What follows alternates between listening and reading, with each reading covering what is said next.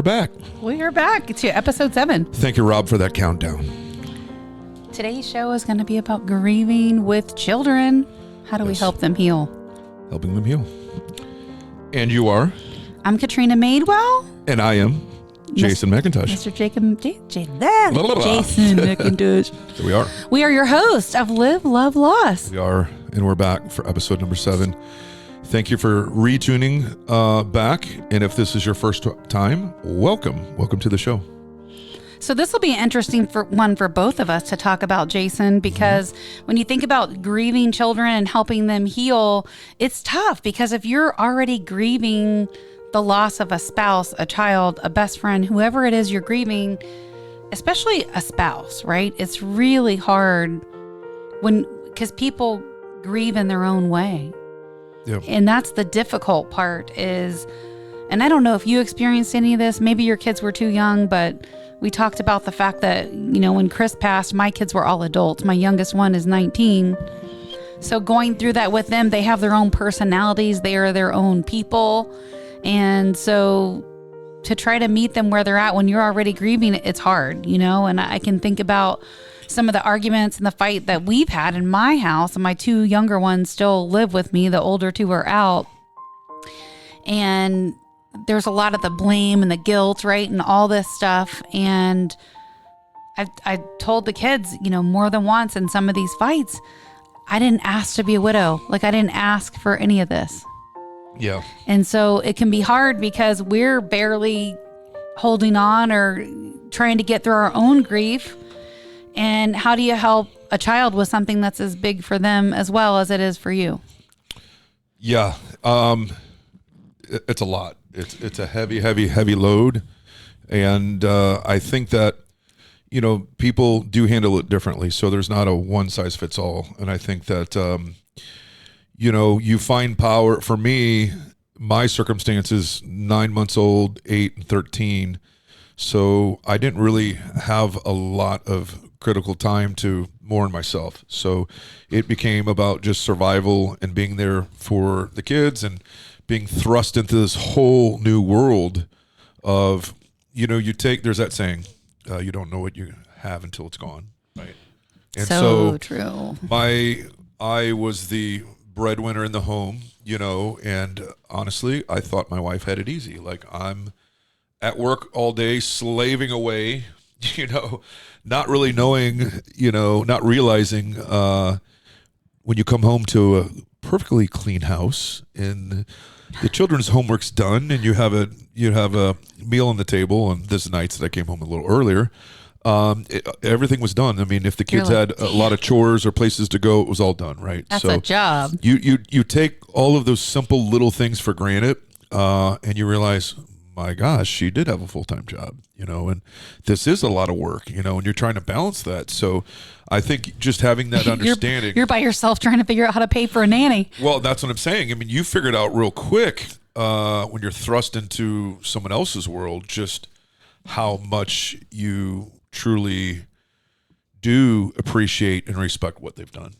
So that's the one lesson that I think that anybody listening, just really give your, significant other a hug, high five, thank you, something, because it does, unfortunately, like I said, it doesn't go it goes unnoticed, I think, and I know for me, it probably did. And maybe there's a little regret there that I wish that I could have expressed more just how thankful I was, for her to be there and not so much like, oh, you got it so easy and I'm working all day long. So, but going back to the children part, I think it just depends on you and your circumstances and your circle of support too, and maybe there isn't anyone else. Maybe it was just you and your significant other and there's no closer family, right? And, or your family, they have lives of their own. So it's like, how much can they really be involved in picking up the pieces? And when you're talking about an infant and an 8-year-old and a 13-year-old, they're at different stages of their life, and an infant is, you can't just put them on pause. That's a full-time thing, right? So, for me, we had to hire the au pair, and I had my mother-in-law close. My parents live 45 minutes to an hour away, so you had some sort of support, but they're not there 24 hours either. And then Yeah. and then for how long? I mean, it's not a permanent arrangement, so you really just have to find your own way. But going back specifically, not to get off track, because we're talking about the kids and their mourning process.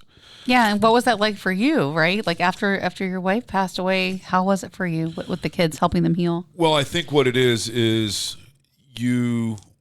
they're going to, depending on their age, and the different age ranges will determine whether they have a real understanding of what has just happened, right?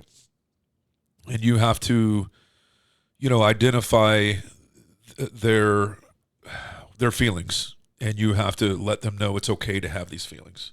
You can be angry, you can be sad, you can be confused, and you just have to allow them to grieve and explain to them, what has happened, and that it just because you're never going to see, just because they're not there, they really are there. So you honor their memory in different ways. I mean, it's a tough thing to put in words, because for me, I just go back and just kind of think about those days. And I was a little lost myself, but when I was in parent mode, right? And I think it was, when the kids were asleep and settled, for me, that was probably the hardest time, right? Yeah, that's when all the reality sets in. Because that's when you are left alone with your own thoughts, where they will keep you occupied. So I will say, looking back, I mean, when I literally say I didn't have time to mourn, I was really occupied by being a full-time parent. So I just did the very best I did. And it wasn't textbook. Maybe it wasn't perfect, but the result is I have wonderful children that are very self-sufficient. I'm now a grandfather of 3 grandchildren, and my oldest daughter, who's 25 now, is the epitome of what a mother should be. Damn. And she had to become a mother at 8 years old, unfortunately. And that's not fair to her, but I think God gives you what you can handle, is the saying. Not to sound too cliche, and my children apparently were strong enough to handle it, right? And God willing, they're still here, and I didn't have to put a lot of work and effort into raising amazing children.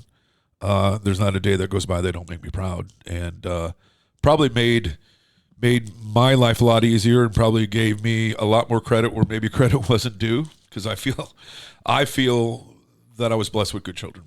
Yeah. Well, I mean, you did your part too, right? Part of that is putting food on the table. Yeah. So you can't underestimate. You can't I know, but that's just we do that to ourselves. Yeah. We diminish ourselves sometimes, I think, and it's just so what I couldn't imagine. And I hate that saying. I would get mad when people say I couldn't imagine. And I've talked about that in one of the episodes. But I was not put in the situation as a child that my children were in. My parents are still alive and married. Yeah. So for me, it's hard to wrap your mind around the finality of that parent not being there. And I know now that's why I think are so careful about the one parent they have left. And it's touching at the same time that they have that care about dad, and they've said to me in their own ways and literally have said, I don't know what I'd do without you if you weren't here, right? And it's out of fear, I think they say. What do you say to that when they tell you that? I can tell you what I say. I say I'll always be here, no matter what. Even when I'm not here, I'm here, right? So, I mean, if that makes any sense. You're so much sweeter and softer than me. Get over it. But listen, maybe I'm wired differently. I would have traded places with my wife in a second, because I almost feel a child needs a mother more than a father. And I know that's a terrible thing to say, but there's just that bond. There's some parts that they do. Yeah. And I mean, they need both parents equally, but, I think there's more single mothers out there than single fathers, statistically speaking. Yeah, for sure. Without a doubt. So, I did my very best to, step into both roles, I really did. I'm thinking about when we lost Chris that first week, and I wasn't expecting it. We didn't talk about it. It was just the way it happened. But the whole first week after my husband passed away, everybody stayed there. So my younger two already live at home, But Madeline and her fiance, which she's getting married, by the way, it's going to add another whole element to the grief process this year. She's getting married in December. But her fiance, and then Tyler, my oldest son, his wife, and which was pregnant, no grandbaby yet at the time. Yeah. They all stayed at the house with us. And when I look back to that time, because it is such a fog when you're in the thick of it, it's so, you can't even think straight. It's a utter, like the deepest fog you can imagine. And the little things, like the fact that, like, there were so many things to do, right? Like I was still planning final arrangements. I had all this stuff to still do, but I ended up unloading all of it on paper, like I do when I have too much in my head. And then every day, it's like a brain dump, right? It helps you process. Every day I'd wake up, I'd say, okay, I have one thing to do today. This is the one thing I'm going to do, and I'm not going to worry about anything else, but I'm going to get this one thing done today.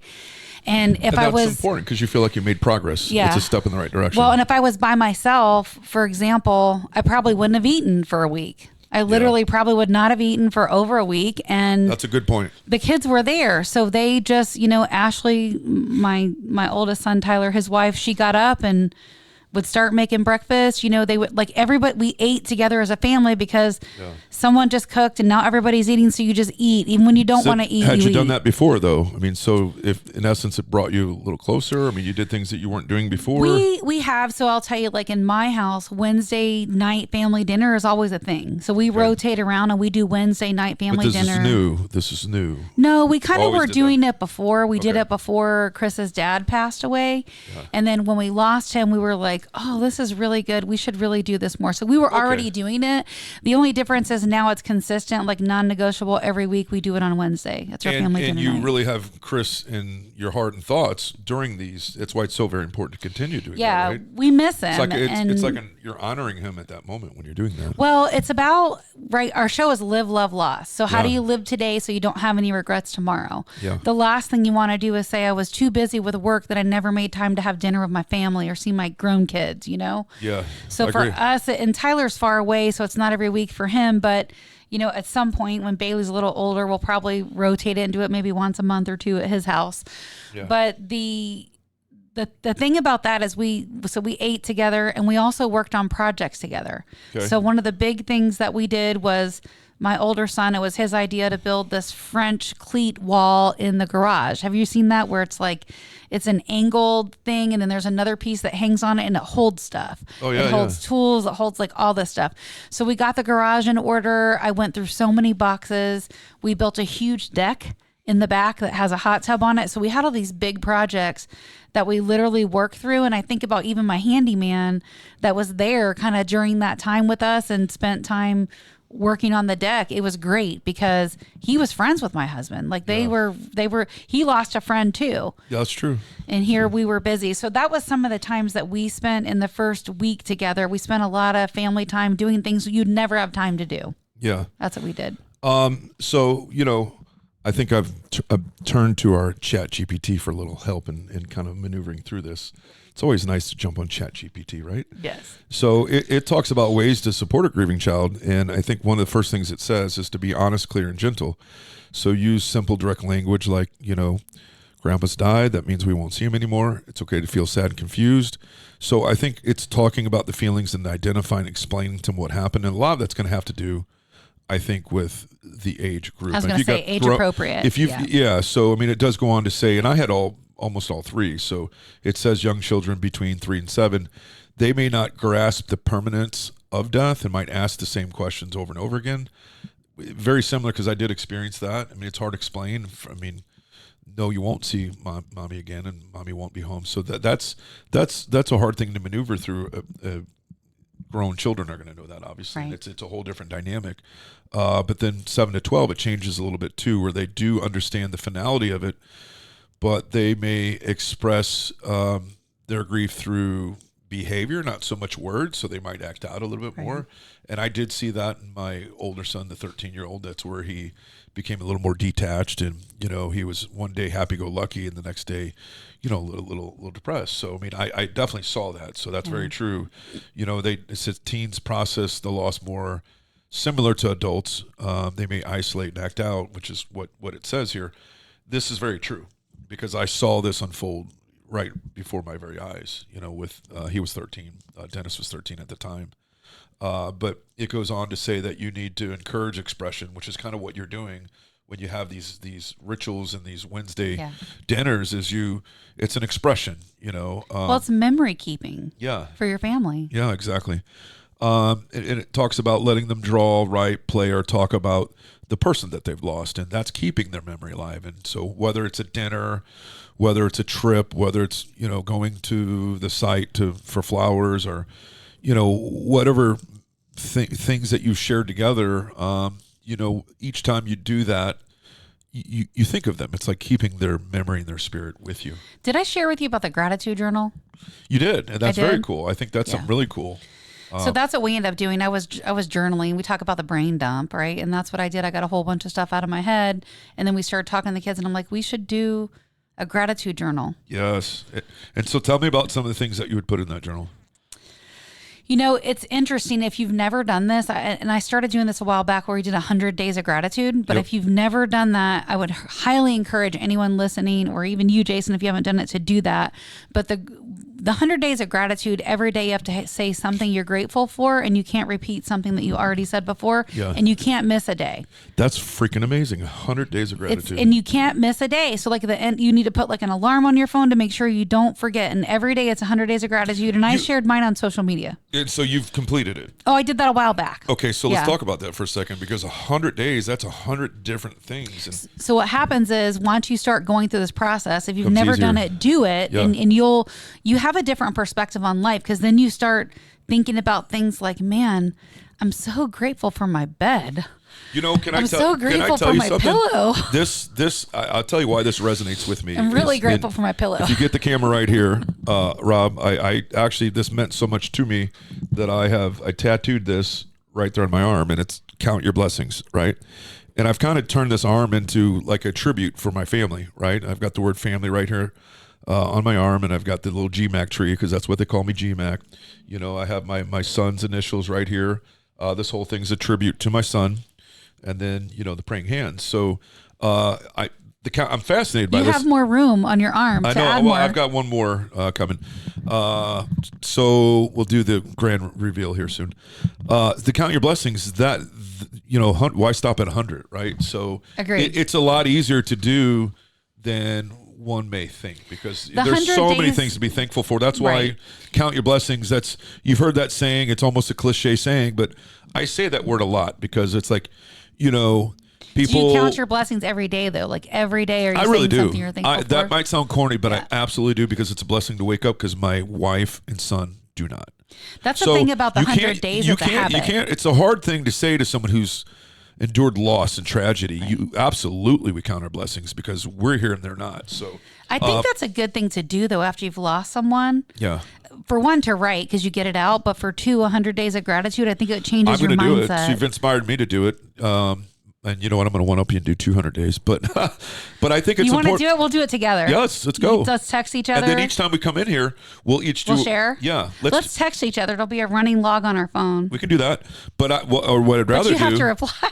No, I'm bad at that. What I'd rather do is here on the show is each time we come in, we share one on the show to start with. But I think, are you really going to do 200 days though? Absolutely, like every day, and you don't miss a day?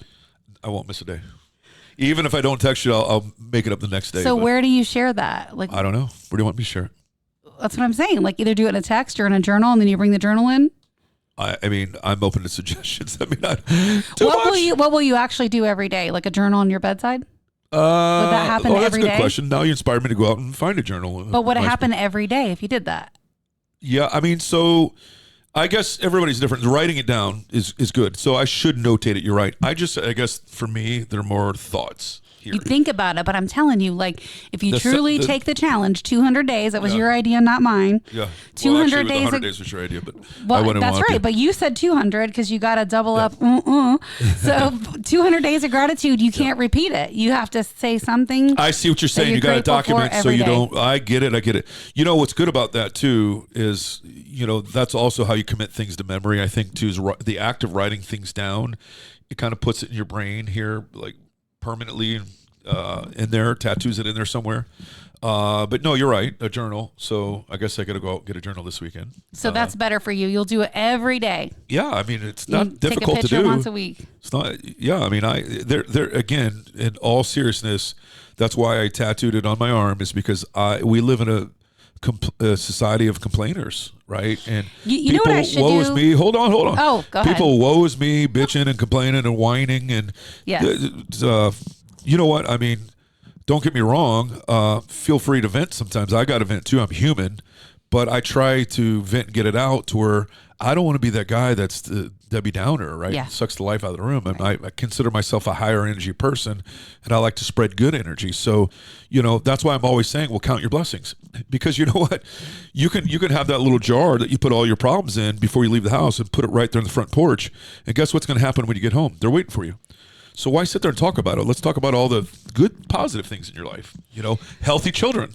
You're healthy. Right. And you're employed. But that would be one of your things every day. I understand that. I can do that. I can go past 200. I'll do a 365 if you want me to. Oh, you started it. If you don't do it, don't say it. If you're committed well, don't to tell do me it, I'm not going to do something, because I'm going to do it tenfold. We're gonna get I'll get or something. a $100 bill for you But, if you do 365. I don't need the money. I don't need it for the money. I do this. I like the idea of documenting it. Yeah. I like this You'll idea. love the process. I like that. And I like sharing it with other people to inspire and motivate other people. And what I might be thankful for, someone else may not be. Yeah. But I think what it does is I do this anyway because, we all have stress, and some of us have way more stress than others. So if I don't count one blessing a day, It weighs.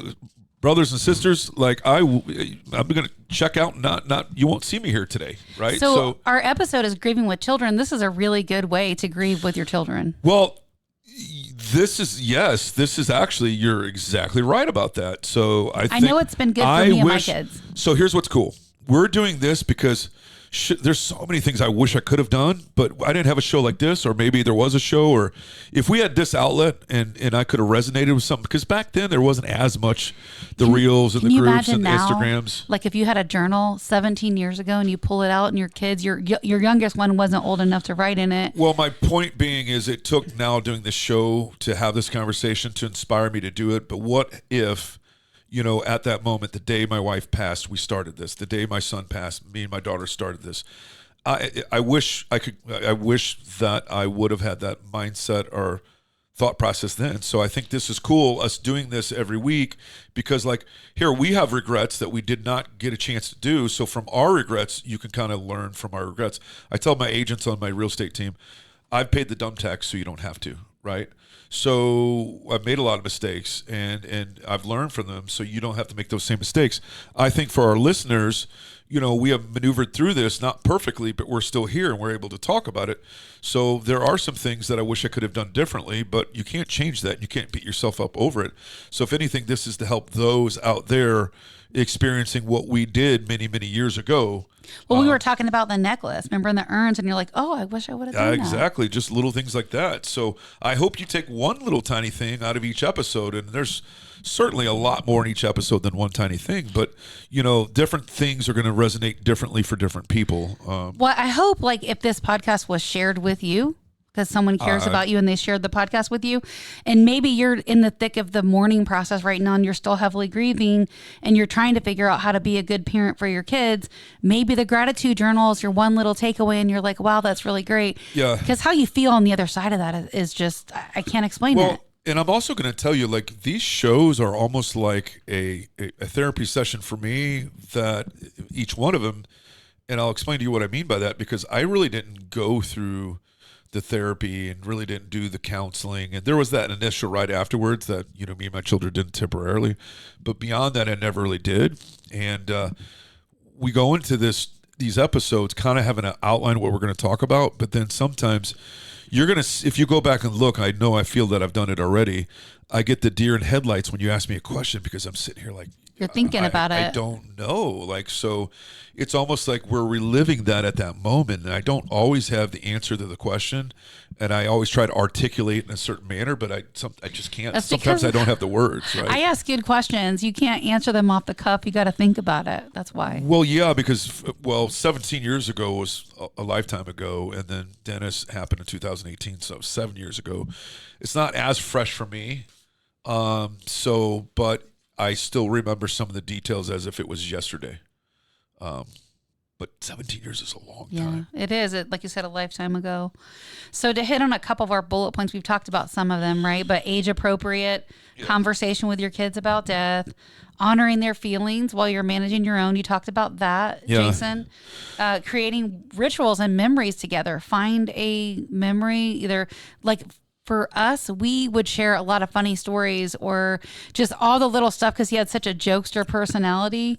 So we would joke around and just say crazy stuff. I remember like even my stepdad, my mom's husband, when he passed away, he was just a big, heavy dude. Yeah. And I went and picked up their ashes, him and my grandmother, because they died 3 weeks apart. And I picked her up and then I picked him up and the box was so heavy. Yeah. I remember like laughing about it, and I was by myself, right? Like talking to myself, and I was like, damn, you were a heavy fucker in real life and you're a heavy fucker dead. The box was like double the size of my grandmother's ashes. That's crazy. It's all those like making those silly little memories. And we did the same thing with my husband. I remember constantly saying goofy little things or like laughing or saying things that he would say. Yeah. And so that's what it means to create those rituals and like memory keep together. Yes. So this should inspire you to, because we're talking about the loss and the finality of loss and it being over. So for those that might be tuning in that haven't had a loss, and I hate to say this sounds morbid, but I mean, at some point in time in life, you will, and they do come out of nowhere when you have this loss. So if anything, make every day count, make every trip count, make every family gathering count. Is everything okay? Do we know? Yeah. Okay. Is he producing over there? So fill me in. Fill me in. We were Put me in the talking game, about, coach. we talked about 100 days of gratitude, then 200. You're like, I'm going to go 365. Did you Amazon me a journal? He thinks we should do a grand prize winner. What should the grand? I like your idea, Rob. I don't. You don't? You guys aren't putting a lot of faith in me, are you? You don't think I could do this? Hey, you know what? I know what you're going to get on the other side I'm of going it. to go ahead and knock 2 out of the way that I can't use, and I'll do 365 more. I am thankful for you, Rob. And Katrina, I'm thankful for you. So that could have been day 2, but see, you tried to double I can't it up. reestablish those, so I'm going 365 from here right now. Okay. And I'm thankful for the lunch that you brought me. So I just burned 3. I could have been 362 in. So we had these whole like I'm thankful. Wait. I could be thankful all day long. You're right, but we had these whole like explosive I'd be conversations. thankful if you let me finish the thought. I know, but hold on. But that never happens. But I'm so I won't be thankful. I'm trying to ask you a question to what you said. All right. If you have more to go. But I had a question. Go ahead. It was a question. Go ahead. I don't want to interrupt you. I've got an answer. Go. Okay. So you said, I'm thankful for you, Rob. I'm thankful for you, Katrina. Okay. I'm thankful I remember for the that food. part. The food is a given, right? You got that. Okay. But my question is, deliver the baby. We've had some of these explosive behind the scenes moments, right? With technology snafus, like here we go. Missing episodes. Yeah. Talk about lost. Okay, Let's talk about lost for a second. How many lost episodes have we had? 2? So Guys, you don't know this yet, but we are reshooting episode 1 next Friday. We've already had this is episode number 7. We're reshooting episode number 1. Yeah, that's lost. And we haven't dropped anything yet. Nope. So my question Drop is, it like it's hot. My question is behind the scenes, right? All the stuff. You said you're thankful. How so? Huh? Oh my gosh. How am I thankful? He said, I'm thankful for you, Rob. I'm thankful for you, Katrina. How? Oh, you want to expand more. on that? Yeah. I can't just be thankful on rip? Okay. No. Okay. Well, I'm thankful, Katrina, for being able to share my experiences with someone who understands. And I'm thankful for the conversations that we've had and the support that you have given me and the camaraderie that we have felt that no others can, because they haven't been in our situation. I'm mind blowing you right now because you didn't think I'd be able to do this. You gave me a real answer. So I'm genuinely, I do feel a connection to you that I may not be able to feel with anyone else who hasn't lived this. And I think that was evident the day this show was born, which I'm probably now stealing some thunder from episode number 1. But that's okay. We didn't even know that we were going to be sitting here on episode number 7 because we were talking about other things and we had no idea we'd do a show together. And so we both have the radio background. We both have radio background, and we're talking about our loss. And you hadn't known about mine, I don't think, but I think I do. I think I did, but I forgot or something. And I knew that you had recently had, because I mean we're both see each other on social media. And we both knew who each other were and probably met a few times. Did a deal or 2 or 3 maybe absolutely. together. So there was an awareness of each other, but then that just brings 2 total strangers in a way that other people cannot relate to. So the show was born that very first lunch that we had, which you also took care of. Thank you very much for that lunch. I'm grateful for that day too. Oh, look at you with the zingers. So you got 4. Yes. So we sat here and we were sharing things, and I said to you, do you remember? This is a show. Oh, we both at the same time, it was like this light bulb moment. Yeah. Both having the radio background. We're like, this is we're content. We're talking about ideas, but like this should be a podcast, like this whole show. Let's do this. And here we are 7 episodes later. So and I think they're gonna get better, right? They're gonna be more I conversational. feel a little bit more loose. You just dropped the F-bomb, so I think sorry. I'm not ready to do that. I will try to not do that. No, I mean Rob can edit that out. I don't think we need to edit it out. If it's for radio, you might, but I think we need to get a little less. Well, if we end up nationally syndicated, we're going to need to edit that out. But if we go to Sirius XM, we won't have to. However, you did have a visitor a few weeks back, and he said that we need to loosen up a little. We're a little too stiff, and I think we're pretty. I think we're getting more loose as the episodes are progressing. But this is again, we're trying to find our rhythm. This is all, we're stirring things up that might have been packed away, so we're unpacking what was packed away. So that, and Rob, don't worry, I'm going to get to you. I haven't forgot about why I'm thankful for you, grateful for you.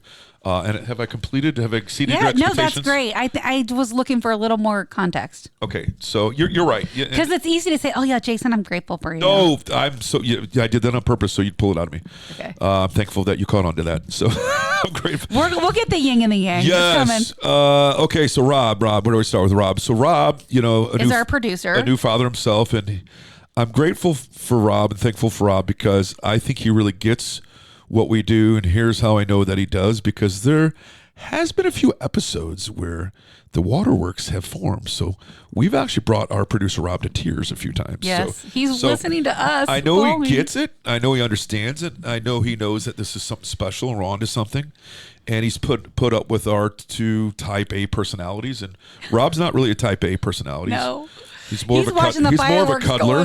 He's more of a cuddler. I like to cuddle too, but I mean, Rob's just a full-time cuddler, I think. So he's just, I appreciate his patience, with 2 very short attention span individuals who are high pressure. High Ds. We are. Yeah. And you have to survive in our industry with any endurance or stamina or longevity. I'm impressed of Did I do okay? Yes, I'm impressed of how well you and I are able to figure out the banter, even though we do squirrel and like to finish our thought. Like sometimes it's a round of applause. I'm a natural cutter offer too. Don't get me wrong, but I've learned over time to stop and listen because I'm naturally high energy and I naturally cut people off, and that is a very I know that was always a bad habit of mine, and I never meant anything wrong with it. But like, especially when it's one thing for 2 guys and one guy to cut each other off, but when there's a female on the other end, I am not a male chauvinist pig, right? I'm very compassionate, oh, look at you over here. Well, I'm a guy in a woman's body. I know you are. I know you're different than me. I'm a little more sensitive than you are, for sure. I can see that in some of the conversations. I'm an Aries. So I never want to be disrespectful. Where it's for me, it's manners and etiquette not to cut a female off. Sometimes I may do it out of excitement, but you will be heard. Like as a partner, if I'm your partner, you will be heard, right? Because you know why you'll be heard? My late wife was Polish, and I did not, she got every word out and then some. So I'm trained in that way. Not that I'm a lay down, not that I'm a pushover. Don't mistake my, kindness for weakness. Not the kindness, my attention, my ability to listen, my listening skills. That doesn't mean I'm a flake. That doesn't mean I'm weak, right? So that means I have strength, that I'm man enough to listen.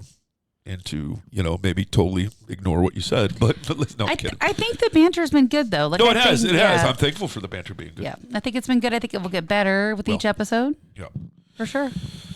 Well, the final two thoughts on our outline, just to make sure we don't cover it up, because we do want to bring value with every episode. And this is an interesting one for you, Jason, because in the outline, it was therapy and grief for kids, right? So how to find not only a child therapist, but grief camps. And then it talks about why early support can make a big difference in long-term healing. Yeah. We talked about that, right? You really didn't have that early support for you or your kids, and how maybe there's a little bit of healing now that never happened. Yeah. Now that you say that out loud, I mean, when I think about it, I think of my son, I did maybe a misstep lead to, some depression and lead to, so you do this. You can't do that. I know, and I'm doing a live in front of the audience. So no, but you heard that, audience, right? Like, don't do that. Don't beat yourself up. So I'm gonna, and I still do, and it's a natural tendency. But you don't. I guess there isn't any. The takeaway is, if you are just there for your child and you just as loving as you can be in your own way, I don't think there's any right or wrong or a playbook or rule book that you have to go by, but you do have to be there. You have to be present, and they have to be heard as a child, whether they're a young child or a teen, they have to be heard. So you have to acknowledge their feelings. You have to let them know it's okay and normal to be mad, angry, hurt, just all of that. Get it out, and don't let them be secluded, involve them. And don't involve them in your own grief and pain too. It's like, I'm also hurting. You lost a mother. I lost the love of my life. My partner. Yeah. Right. Because you know what? As a child, you'll grow up and move away and have a family of your own. Like, I lost my life partner. Right. You will have a life partner. So I no longer have a life partner. So the grieving, losing a parent, no, I can't relate to that because my parents are still alive. However, it's a different relationship that I have with your mother than you do, and so that's what I've had a lot of conversations with my kids about that.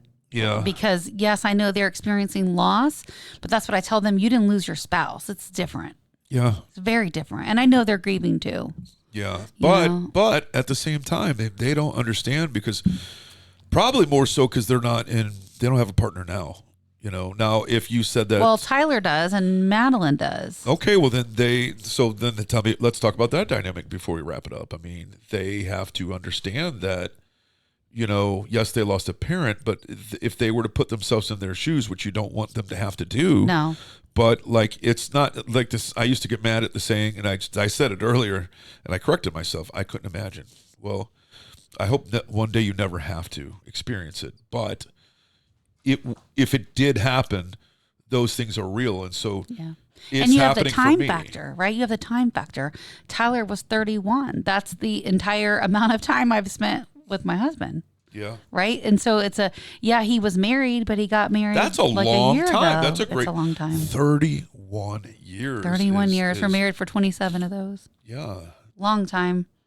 And so the final little tidbit on our outline is single parenting after a loss, right? Yeah. Which is exactly what you were talking about earlier. And quick little idea and thought, because I'm not really, I don't think it's the same as what you went through, because my kids are adults. I mean, yeah, there's some single parenting, but it's just not the same.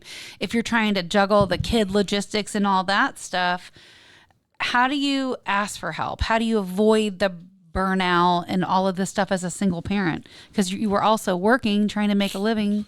Don't be afraid to ask for help. So who do you ask if you don't feel like you have anyone? Don't be too proud. Well, Chat GPT. We didn't have that back then. We did not. You can ask Chat anything. The stuff Chat GPT. I'm telling you, it's scary. Oh my goodness. Can I marry Chat GPT? I don't know. So I don't really have the answers, because everyone's answer is a little different. What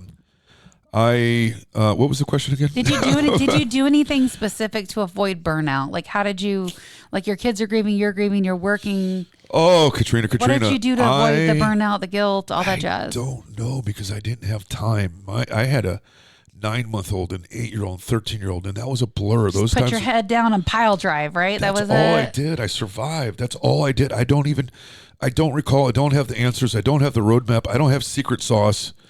I can't help you there. All I can tell you is do whatever. So here's what I can tell you. However you are wired, do not change that wiring, but just now you have more awareness. I hope that made sense. So let me slow that down and explain what I mean by that. It's going to really amplify and project who you already are even more so. So if I was a very sensitive person, I might become more sensitive. Yeah. If I was a very angry person, I might become angrier.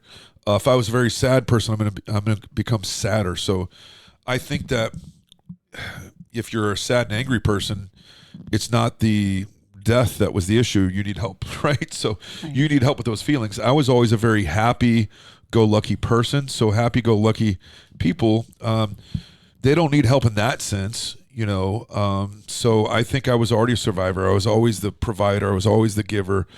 I was that person anyway. I was the stable person. I was the very routine. I was a husband and I was a father, and that's all I was. And did I have friends? Yes, but I mean, my lifestyle was more family.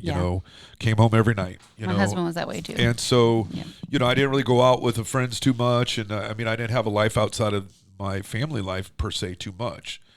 So, I don't know if that makes sense. So you did more of that. That's what you're saying. Yeah, you did more dadding. You did more working. That's all you did. I did. What I didn't do is stop being that person. Right. I didn't. Well, you stop. did. You just said it. You do more of what you already were. Yeah, that's it. So I don't know if that helps, if that makes any sense. One final little tidbit. I feel like I just have to drop it right now on this particular topic we're talking about, because going back to what you said about how, your wife and replacing what she did, right? You should have life insurance always. Especially if you have small children. How much of a every gift, insurance that you can think of, except for life. And I spent a lot of money on it, and that's like $30 a month, $50 a month, $100 a month, and I could totally afford it at the time. And I'm upset with the person who sold me every other policy under the sun except for that one, because for your wife, he could have came right in and said, "Here's $50 a month. Sign right here. You're not even going to miss it. You spend more than that on lunch today. Just sign." Well, what is it? Doesn't matter. Just sign it. Hopefully you'll never need it. Okay, boom. If you get out of my office, I'll sign it right now. So that would have been a gift, right? Oh my gosh! To hire a nanny with that money, yeah, because or whatever. it is just funeral expenses alone. And think about the people that we've helped, Jason, in our line of work, where someone has died and now we have to sell the house because they can't afford it. It's not a good position to be in. So the one little tidbit I want to leave on this is have enough money to replace your spouse if they're the primary caregiver and you have 3 small kids. Have enough life insurance to pay off the house so you don't have to move. Because if the main provider, the breadwinner, obviously if they pass, you are well taken care of. Well, no, if they have life insurance. I was definitely worth more dead than alive. So many people don't have life insurance. I get it. No, I get it. It's a very small cost to do that, so do it. Even if it's a little bit of term, it's not that expensive, right? So definitely do it. My thinking is, and Chris and I always talked about this. I said we have to have enough money in life insurance. But even the non-working spouse should have it. But you should have enough to always pay off your house and a little extra. I think that's a pretty good rule of thumb to live by. I would definitely agree with that. Have some reserves, be mortgage free, vehicle free, all of that stuff. No debt. Yeah, no debt. Yeah. This has been a great episode 7. I think so episode 8. We'll give you all a little teaser for next week. Well, you got a homework assignment apparently. Yes. Well, so we may or may not. I might have some horror stories, but oh man, I won't let them all out on the first episode number 8. But it's companionship after loss. You actually have to go out and have a date before the next episode. Is that a challenge? Do I have to do that? You do. That's one of your. Episode 9 is dating in 2025. Can I have 2 weeks? I don't want to go out with anybody. That's going to be one of my blessings, as I won't have to go out and have a date before the next episode. So. Can I get 2 weeks for that? I don't want to have to pressure it into it. Yeah, we don't. We'll start with me, and we'll do a part 2. How's that? Because I got enough. Well, it's been a long time for me though. It's been a lot longer for me than you. I've got 17 years worth of pent up, whatever. So I had 2 and deleted the app. But I guess it depends on what you call a date, right? We'll talk about all that next week. Okay. Sound good? Well, we hope you enjoyed listening. We hope some things resonated with you, and if anything, you were entertained. Yes. At the very least. And if you think I'm interrupting, you can tell me. I'll take the feedback. Or if you think Jason's talking too much, you can tell us that too. It's okay. We will promise to do better next time. Yeah. We appreciate you listening to us. This is Thanks Live, so Love, much. Loss. Yep. I'm Katrina Madewell. And I'm Jason McIntosh. We'll see you next time. Next week.